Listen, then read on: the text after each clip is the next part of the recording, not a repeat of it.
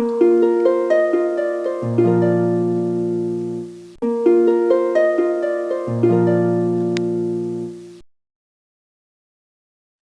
എനിക്ക് സത്യം പറയുന്നത് കണ്ടിട്ട് ഭയങ്കര സന്തോഷം തോന്നുന്നു. ഇപ്പൊ ഇത്രയും വലിയ ഈ പാവൽ, ഇത്രയും നല്ല വിളവ് ഇതുപോലെ കിങ്ങിണി പോലെ കിടക്കുന്ന ഇതെന്താ ഇതിന് ചെയ്യുന്ന വളം?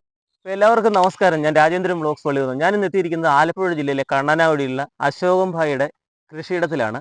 ഇഷ്ടം പോലെ പയർ ഉണ്ട്, പാവല്, വെള്ളരി എല്ലാം ഉണ്ട്. പക്ഷെ അദ്ദേഹത്തിന് ഏറ്റവും കൂടുതൽ ഇപ്പൊ കൃഷി ചെയ്യുന്നത് പടവലവും പാവലുമാണ്.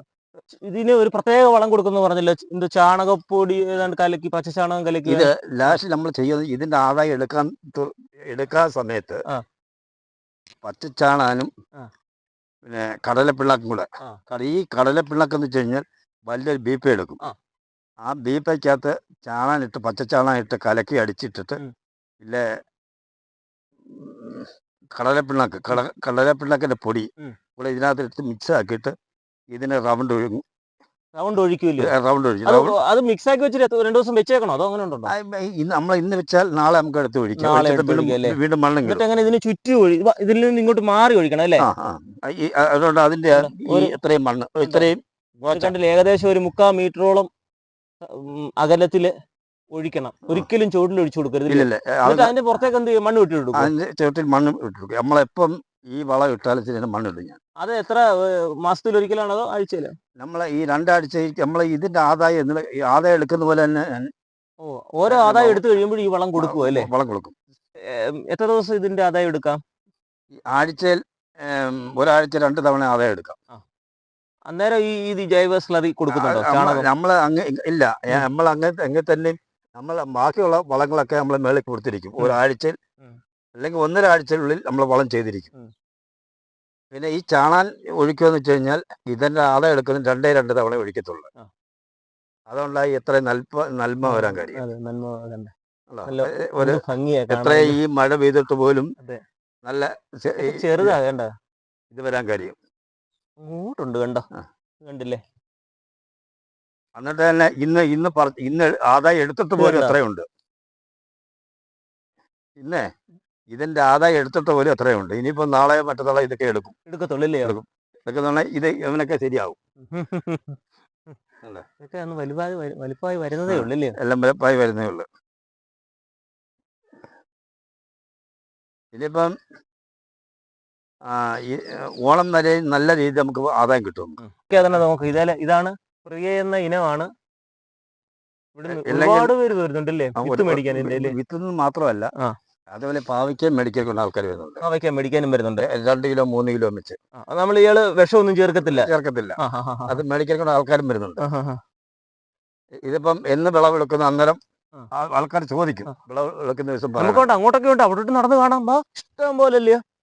എല്ലാരും ഒന്ന് കാണീര്, ശരിക്ക് എല്ലാരും കാണട്ടെ. ഇതുപോലെ കർഷകർക്കല്ലേ മറ്റുള്ളവർക്ക് ഒരു പ്രോത്സാഹനമാണ്. ഇവിടെയൊക്കെ കുറച്ച് എടുത്തതാണ്, എന്നാലും നിങ്ങൾ കണ്ടില്ലേ.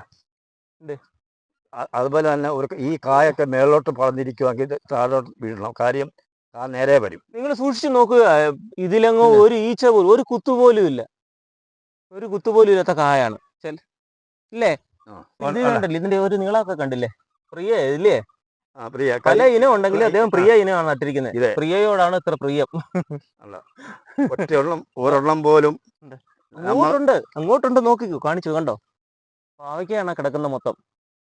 അപ്പൊ പാവയ്ക്ക ഇതില് നട്ട് കഴിഞ്ഞിട്ട് പിന്നെ ഇത് നട്ട് കഴിഞ്ഞിട്ട് നമ്മൾ ആദ്യത്തെ വളം എന്ന് വെച്ച് കഴിഞ്ഞാൽ ഒരു 2-3 ഇല വന്നു കഴിഞ്ഞാൽ നമ്മൾ ചെയ്യുന്ന ശാലം ഓരോ തരി പാട്ടംബോസ് നമ്മൾ ഇടും. പാട്ടംബോസ് ഇട്ട് കഴിഞ്ഞ് അതൊരു ചെറിയൊരു രീതിയിലായി കഴിഞ്ഞാൽ പിന്നെ പാട്ടംബോസിന്റെ പ്രയോഗമില്ല. പിന്നെ സെറാമിൽ ഇട്ട് കൊടുക്കില്ല, ദൂരെ കൂട്ടി സെറാമിൽ ഇട്ട് കൊടുക്കും.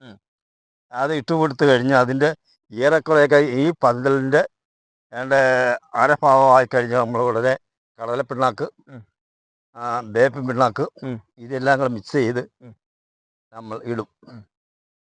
പന്തലിൽ കയറാറാവുന്ന ഒരു നല്ലൊരു വളകൾ കൊടുക്കും. ജൈവ കീടനാശിനി പ്രയോഗിക്കുന്നുണ്ടല്ലോ? ഉണ്ട്. 25 ഗ്രാം കായം എടുത്തിട്ട് അത് ചൂടുവെള്ളത്തിൽ ഇട്ടിട്ട് അലിച്ചിട്ട് നമ്മൾ ഒരു 2-3 കഷ്ണം വെളുത്തുള്ളി കൂടെ വേണം ചതച്ചിട്ട് അതും കൂടെ ചതച്ചിട്ട് വെള്ളത്തിലിടുക. ഇതെല്ലാം അറിയിട്ട് വേണം ഈ കായം എടുക്കേണ്ടത്. അത് നല്ലപോലെ മിക്സ് ആക്കിയിട്ട് ഒരു 2 സ്പൂൺ തൈരും കൂടെ ഒഴിച്ച് മിക്സ് ആക്കിയിട്ട് ഒരു 2 ലിറ്റർ ഒരു 3 ലിറ്റർ വെള്ളമാക്കും. 3 ലിറ്റർ വെള്ളത്തിൽ നമ്മൾ എല്ലാം മിക്സ് ചെയ്തുകൊണ്ട് ചെറിയൊരു സ്പ്രേ കൊടുത്താൽ മതി. ഈ പൂക്കണ്ണി വരുന്ന സമയത്ത് ഇതിൻ്റെ മണം കൊണ്ട് ഈച്ച കുറേ 2-3 ആഴ്ചത്തേക്ക് ഈച്ച എടുക്കത്തില്ല. ഞാൻ അതുകൊണ്ടാണ് ഇതിനകത്ത് മറ്റ് കീടങ്ങളൊന്നും വരാത്തതും ഈ പാവയ്ക്കായ്ക്ക് കുഴപ്പങ്ങളൊന്നും ഇല്ലാത്തതും. എത്ര ആഴ്ച ഇടവിട്ട് അടിക്കുന്നത്? അത് ഈ പൂക്കണ്ണി വരുന്നുണ്ടെങ്കിൽ നമ്മൾ തീർച്ചയായും അത് മുടങ്ങാതെ അടിച്ചിരിക്കണം. ആഴ്ചയിൽ 2 ആഴ്ചയിൽ ഒരു തവണയെങ്കിലും ഇത് അടിച്ചിരിക്കണം. പൂ കൊഴിയുന്നതിന് മുമ്പ് കാര്യം അല്ലെങ്കിൽ ബാക്കി കീടങ്ങൾ ബാക്കിയുള്ള ഈച്ച മറ്റേ കാര്യങ്ങൾക്ക് വരാതിരിക്കാൻ വേണ്ടി മാത്രമാണ്. ഈച്ച ആണ് ഇതിന്റെ ഏറ്റവും വലിയ ശത്രു. ഏറ്റവും ശത്രു ഈച്ച കുത്തി കഴിഞ്ഞാൽ അവിടെ ചുള്ളും ചെയ്യും. അത് പെട്ടെന്ന് കേടായി പഴുത്ത് വന്നിട്ട് പുഴുവാകും. ആലോചിച്ച് നോക്കണം, 300-400 ഗ്രാം വരുന്ന ഒരു പാവയ്ക്ക നഷ്ടപ്പെട്ടു പോകുമ്പോ കർഷകനല്ലേ അങ്ങനെ 10 എണ്ണം പോയ പോരെ. ഇത് ഈച്ചക്കണിയല്ലേ? ഇത് ഈച്ചക്കണിയാ. നമ്മൾ ഇതിന്റെ പിന്നെ കൃഷിഭവനിൽ പോയി, അതായത് 1-ാം കുറ്റി കൃഷിഭവനിൽ പോയി ഈച്ചക്കണി ബിസ്ക്കറ്റ് ബിസ്ക്കറ്റ് പോയി മേടിച്ചിട്ട് നമ്മൾ തന്നെ ഈ ടിന്ന് ശരിയാക്കും. ശരിയായ സാധനം വെള്ളങ്ങൾ ഇതിനകത്ത് ഒഴിച്ചിടും. ഇതെല്ലാം ഈച്ചയാ. ഇത് 2-3 ദിവസം കൊണ്ട് വീണ ഈച്ച. തുറന്ന് കാണിക്കട്ടെ? അതെ, തീർച്ചയായും തുറന്ന് കാണിക്കാം. ഇത് ഇങ്ങനെ ബിസ്ക്കറ്റ് ആണെങ്കിൽ തൂക്കിയിട്ടിരിക്കും അല്ലേ? തൂക്കിട്ടേക്കുക. ഇതിനകത്ത് കണ്ട് ഈച്ച ഉണ്ട്, കണ്ടോ? ഈച്ച കാണുന്നുണ്ടോ? ഇതെല്ലാം ഇത് പാവലിനെ പാവയ്ക്ക കുത്തി നശിപ്പിക്കേണ്ട ഈച്ചകളാ. നമ്മൾ 4-5 ഈച്ചക്കണി മേടിച്ചിട്ട് ആരും കുഴപ്പമില്ല. നമ്മളല്ലാതെ മരുന്ന് വെച്ചുകൊണ്ട് ഇതിനകത്ത് ഈ ബിസ്ക്കറ്റ് മാത്രമേ ഉള്ളൂ, അല്ലാതെ വെള്ളമാണ് താഴെ. ഇതെടുത്ത് ഒരാഴ്ച കഴിയുമ്പോൾ 2 ദിവസം കഴിയുമ്പോൾ എടുത്ത് കളയോ? ഇത് ഒരാഴ്ച എടുത്ത് കളയാം അല്ലേ?